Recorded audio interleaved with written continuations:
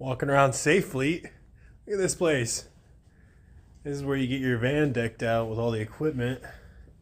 Look at this. Each of these drawers.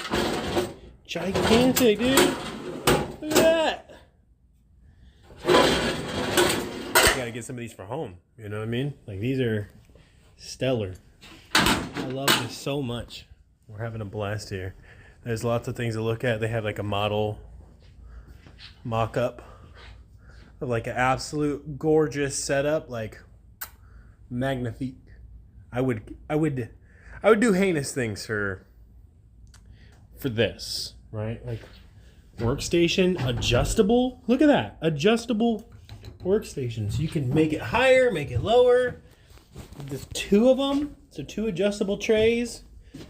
Plenty of storage right here. These are, you think, oh, this is not that much storage, but then you look, these are the pull drawers. So each one of these pulls all the way out, plus a rack on top. Parts shelves, parts bins, coffee container. Oh my God, we love it. We love it. Another brand set up here. Got these container racks, all the different drawers, specialized equipment. Man, I am having a blast in here today. This is, I'm in my happy place. All right. I'm having a good time.